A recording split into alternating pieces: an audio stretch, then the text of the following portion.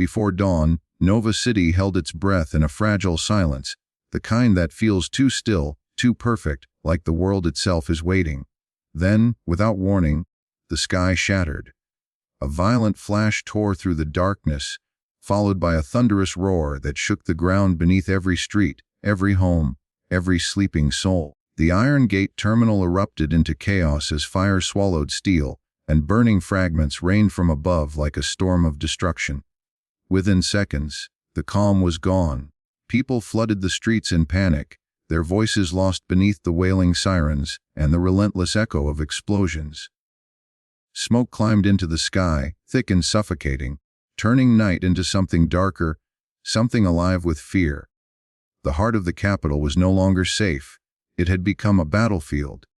But this was no ordinary attack, no random act of violence. Every explosion was deliberate. Every flame carried intent. This wasn't just destruction. This was a signal, loud, undeniable, and impossible to ignore. A warning sent across borders that a line, once thought untouchable, had just been crossed. For months, the world saw nothing but beneath the surface. A war was already raging. No headlines, no declarations. Just silent strikes in the dark. From the shadows, General Kael Draven moved with precision and patience.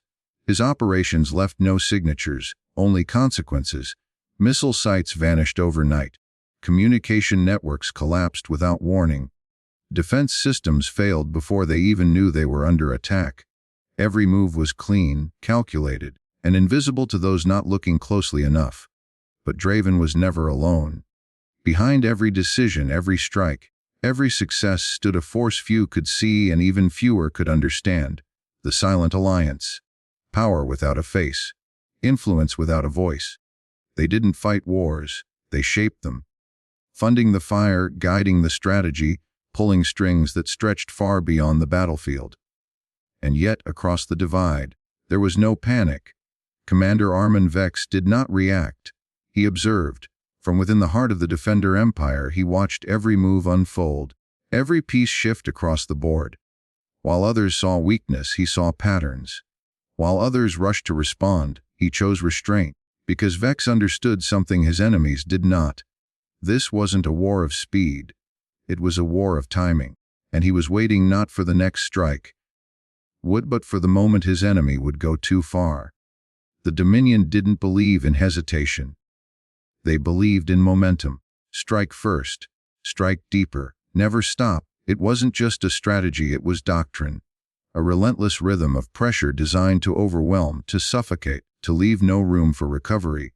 One strike blurred into the next, shadows moved, targets vanished, and before the world could even register what had happened, it had already changed. Across the region, the damage was quiet but devastating. Entire installations went dark without warning. Command systems collapsed mid-operation. Strategic networks, once thought untouchable, were reduced to silence. Each hit was precise, surgical, almost invisible, but together they formed a storm. To the outside world it looked like control, like dominance, like inevitability. But in the heart of the Defender Empire, Arman Vex did nothing. No retaliation, no public warning, no escalation. And that silence was more unsettling than any response. Because Vex wasn't reacting to the war being fought. He was studying the one being revealed. He saw what others didn't. The patterns behind the strikes, the confidence behind the silence, the growing belief inside the Dominion that they were untouchable. And that belief was exactly what he needed, because Arman Vex wasn't playing to win quickly. He was playing to end it in a single move. The mistake came just before dawn, quiet, calculated, and irreversible. Out of the darkness, Dominion warcraft cut through the sky with terrifying precision. No warnings, no hesitation, just a single objective locked in place. Iron Gate Terminal. Within seconds, the first impact shattered the silence. Then another, and another. Explosions tore through rows of aircraft, ripping metal apart like paper. Fuel lines ignited instantly, turning the ground into a sea of fire. The air itself seemed to burn as shockwaves rolled across the terminal, sending debris and flames spiraling into the sky. What had once been a place of movement and connection became something else entirely. a zone of destruction. But this wasn't chaos. This was execution, because beneath the surface, Iron Gate Terminal was never just what it seemed. Behind civilian schedules and commercial flights lay something far more critical: hidden infrastructure, strategic coordination points, quiet links to the Defender Empire's deeper military network.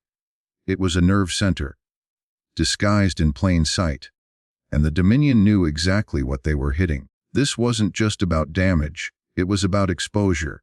A message carved in fire, sent directly to Arman Vex to "We see everything. We can reach anything."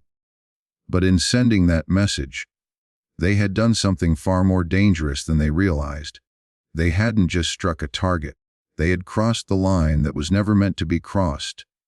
Deep beneath Nova City, in a chamber sealed from the noise of the burning world above, there was only silence. Screens flickered. Data streamed. Every detail of the strike unfolded in cold precision, and at the center of it all stood Arman Vex. He didn't raise his voice. He didn't rush. He simply watched until the pattern was complete. Then, finally, he spoke. "They've chosen escalation." The room shifted instantly. What had been observation turned into action. Orders moved faster than sound. Systems that had remained dormant for months came alive in seconds. Across the Defender Empire, air defense grids lit up like a waking giant. Radar networks expanded. Interceptors armed. Long-range missile units, once held in restraint, unlocked their full capacity. This wasn't preparation anymore. This was activation. For the first time since the Shadow War began, the Defender Empire stopped absorbing pressure and started pushing back. Not out of emotion, not out of panic, but out of decision. Because Vex understood something now, something undeniable. The line had been crossed deliberately. There was no ambiguity left, no space for miscalculation. And from this moment forward, restraint was no longer strategy. It was weakness, so he removed it, quietly, completely. And as the systems awakened and the Empire shifted into motion, one truth settled over everything like a storm about to break. This was no longer a hidden war. This was the beginning of something far more dangerous. Across the world, the shift was immediate. Not announced, felt.